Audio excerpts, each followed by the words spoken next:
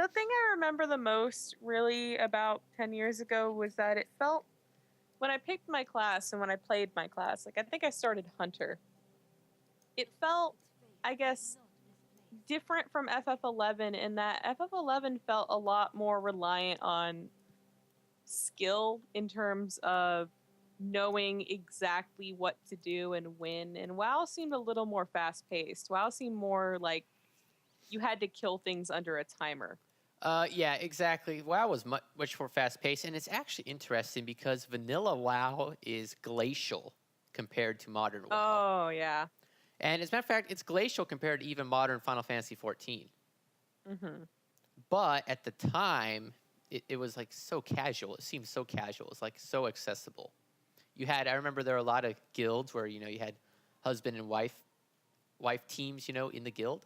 Mm-hmm. I mean, you Playing had together. people that normally did not play video games playing WoW. It was a big thing.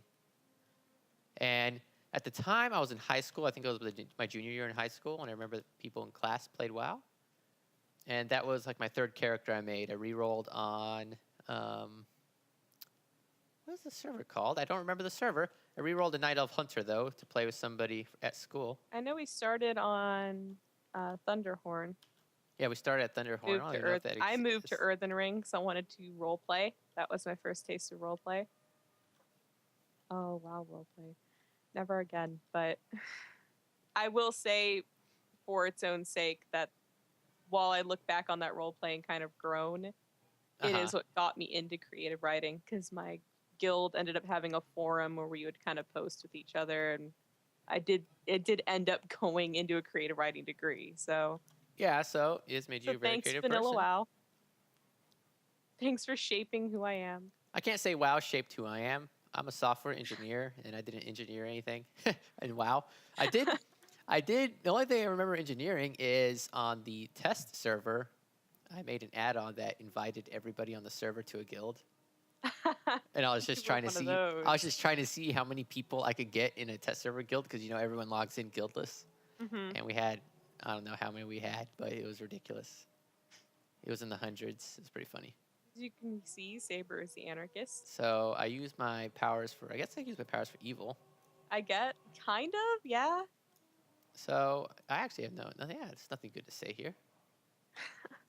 I had nothing but good memories of Vanilla WoW. It was casual, it was easy to get into. There were no big, like nowadays there's icy veins and Wowhead and stuff. There was none of that. So there were no perfect rotations, and you just kind of did whatever felt natural without really thinking about it.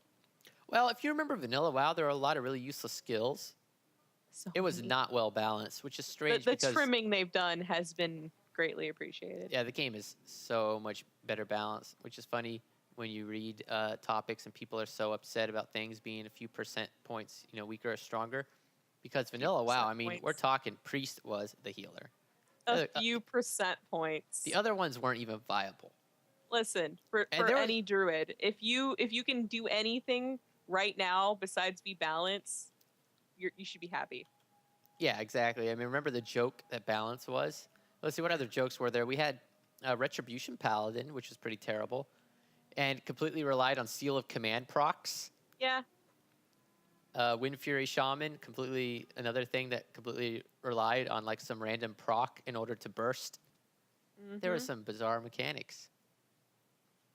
I remember Rogue was completely unbalanced. With higher level daggers in PvP, you could kill people in one hit with an ambush and a backstab. Yep. Well, I guess 2 hits then, but instant death. You could kill them before they could even see you. So basically, my entire experience in PvP was I would spawn and get killed by a rogue. On an interesting note, those hybrid classes were much more hybrid-y. Like, I distinctly remember you'd have druids fight in cat form. Oh. And then, they'd be able to switch to healing and then be able to switch to Papa Moonfire. See, back in the day, they had, like, talent trees that you could go down. Yeah, so one tree was tanky, and one tree was healing, and one tree was damage. But the trees didn't really affect that much. Well, the thing was, you could do things like 31 into healing, but you had, 15 into tanking. and I managed to main tank dungeons as primarily healer. Yeah, and I remember it was very unpopular, and it's hard to get a chance to do it. Like, oh, you know what? That reminds me, one of my biggest memories of Vanilla WoW was you tanking the undead dungeons as a druid, Yeah, even though everybody only wanted Paladin to do it everyone was so mad. because the threat generation on Paladin was enormous against undead because they could use Holy Wrath and all those Mhm. other skills. And I finally got a party to like just give it a chance, and it worked. Yeah, I it's a lot remember easier that. once you form like a static group Yep. because then you don't have to worry about idiots, It's not kind of giving you a like, chance or anything.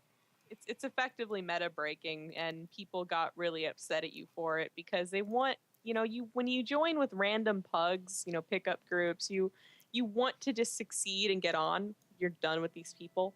Yeah, They're kind of a means to an end. They're not people you're ever going to see again. So you don't want people experimenting because you don't know them. You don't know if you can of trust them. course, yeah. And So I and don't you blame know, them. it was really cool though how hybridy the three hybrid classes were: shaman, Yeah, paladin, and druid. I mean, they really could perform all three roles. at the same time. I will say WoW has from leveling a druid to 100, I will say WoW has kind of moved back in that direction, not as dramatically, but I can off heal and I can off tank as a cat druid, as a feral druid pretty well, a lot better than I could in Cataclysm or Pandaria. That's So I true, will but say they've made us more hybrid, but they've also removed a lot of our ability to strongly hybrid. yeah, that's what I was gonna say. Because I mean, old druid, I mean, it was really strange. It was like DPS in cat form, but you could pop out to main heal. By the way, not backup heal, main No, heal, main. and it was crazy. It was just very strange. It was. And paladin was in a similar kind of strange setup, but as you progress towards end game, paladins focused more on the healing aspect in dungeons, from what I saw, Mm-hmm. wearing their cloth armor and stuff. But That's all they could do. see, the hybrid nature made it so paladins could tank the undead dungeons, and that's something that they really weren't supposed to be able to do, because a lot of people don't remember, but paladins were not nearly as viable outside of undead dungeons, because No. basically to generate threat they had to do enormous damage. The threat Mm-hmm. system has changed a lot too, and warriors were incredibly good tanks, but the paladin, because of the sheer damage by using all those holy abilities, they were Just just keep they going were forever. the tank in those undead dungeons. If I recall, Paladin basically had a tank buff they would put on, and the tank buff was like 35% of the damage you dealt is transferred to hate. Yeah, right. And And nowadays, I think Death Knight did a good job of realizing the true form they wanted in a DPS who tanks via damage. yeah, I Like mean, that's a lot better done. Vanilla WoW was such an experiment from a lot of perspectives. Oh, I mean, Blizzard definitely. didn't really know what they were doing. I mean, they were trying to make a game that was fun first. They weren't Mhm. trying to make some perfectly balanced, you know, experience. No, And you can it was their foothold. and you can see that in a lot of the old mechanics. Warlock Right. soul shards, something that probably looks cool on paper, but ends up being terrible. Go Five farm soul shards, like 60 of them before Molten Core time. 5 minute paladin blessings. A lot of mechanics that. It was a lot of, I think, fighting against the system instead of fighting enemies. There was a Yeah, lot I of mean, trying to figure out how a very unbalanced system can work in your favor. And for a lot of classes, there was no way to do it. Like you talk about, plate healing, and no one wants a retribution paladin, no one wants this, no one wants a yeah, druid who is not balanced. And so there were a lot of options, but in the end, you couldn't pick those options without being flamed or really not getting a group. yeah, Like there was no viable way to do it. And when I finally found it, like I found a way to basically have not only have infinite mana on druid healing, but I also was able to give my innervate to a different healer, even though most druids cast it on themselves back then. And yeah. I couldn't get them to My I goodness. couldn't get like our raiding guild You to know let what? me try it until I was with them for years. Yeah, I mean, Actually, I remember how important Innervate was. The whole class revolved around it. As a matter of fact, I in raids, it was like use your Innervate on the other healers. I was for ATKH back when I started raiding with ATKH. I was our druid leader. So my job as druid leader was not only maintaining like heals and all that, but my job was to make sure every druid knew which priest they were going to innervate, and when you were going to do it. That was like the main goal, was you were going to give mana to the real healer. Yep. Like, don't even give it to yourself. You're not worth it. Back in the day. Well, I had a lot of fun in Vanilla WoW. That was an interesting experience, wasn't it? We must have obviously loved it, because we're still here 10 years later. Yep. On and off, granted. We haven't been playing for 10 straight years. Yeah, that would be insane. Because the thing that burns you out is the raid grind, for sure. Mm-hmm. The raid grind gets really tough. There's a lot of drama. Loot comes slow. And there's so much time where you just practice, basically. Of course, for back in the day, you would kill a boss and they would drop maybe one to three items for the entire 40 people who'd showed up. Yeah. Nowadays, you have your own personal loot inventory, and sometimes you don't get stuff, yeah, but more often than not, you will leave a raid with at least one item obtained. Like, you don't have this headache anymore. You will get things a lot faster. There were days where I couldn't get anything because I didn't have enough DKP. Dragon kill points. Do you remember those? Dragon kill points. I hoarded mine up for something from Anixia. I don't even remember. I don't remember either. Probably the hat. Dragon kill points. Show up, get your points. You would lose points sometimes if the leader thought you had done something wrong. This Molten Corgi is amazing. Did you get it in the mail for 10 years? I was trying to name it Mr. Khadgar. And maybe it won't let me name it because it's an NPC name. I don't really like corgis, but he's a cute little fella. Look at him. I like him. He goes well with my fire cat. I shall make a fire army for pet battles for Pokemon. He's so loyal, too. Stay tuned for Garrison Buddy's Pokemon Battle Edition. Oh, no. Coming sometime before Christmas. I don't know if I have anything, leveled. That's okay. My highest is probably 5. It'll be like exercise. Level 1 battle. Exercise and something horrible. Futility, utter futility. It is very cute. I like him. So yeah, these little missions where you send your NPCs off, it really is Final Fantasy Tactics, like those bar missions. Yeah, I told you. Except they don't give you a little report in a horrible translation, I do miss those. They never made any sense. We defeated the enemy of the thing you asked us. Yeah, that's very robotic. Yes, potion, please. Thank you. Hey, it was a good way to level those guys up. More importantly, they can't die on the mission. It was grand. I just had no idea what they did. For all I know, they hopped over the next town, went to that bar, got really drunk, and came back and told me they got experience. That's probably what they did do. We'll never know. It's poorly translated. That game was poorly translated. To be fair, most of the Final Fantasies are poorly translated. Which is okay. The benefit of a Western MMO was, one, you get it on release, where FF11, like you said, came out a year later. For NA, and I guess it's written with idioms and things like that you'll comprehend off the bat. No translator involved means it's a lot easier just to know exactly what author intent was, kind of thing, for story and all that. For sure. Yeah. I've got one person that can't go on a mission. They've at least managed to continue having stories for 10 years. I don't know how. Mostly by retconning stories that I had played in Warcraft 3. All right, I think we need to do a dungeon. I've kind of done I'm done with my fooling around out here. I've just been mining. Actually, to be honest, I've been done with my fooling around, but we were talking about the WoW anniversary. Yeah. And reminiscing. That was amazing. It's been fun. And we didn't even talk about all the times we came back to WoW. Oh no, each one of those have been fascinating experiences than the other MMOs we played. Do you remember Vanguard?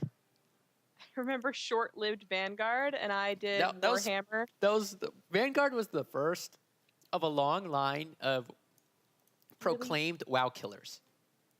Proclaimed. yeah. Yeah, right. Definitely proclaimed. I mean, they were. Vanguard was so broken. Proclaimed WoW killers. EverQuest 2 was pretty fun, but it was very Housing different in there as was well. great. The housing was really cool. Yeah, so was the crafting. It was fairly grindy, though. If we could, like, at some point, pick apart and make the perfect MMO, I could do it would have EverQuest 2's housing, it would have FF14's crafting system forever. It would have, I don't know whose leveling it would have.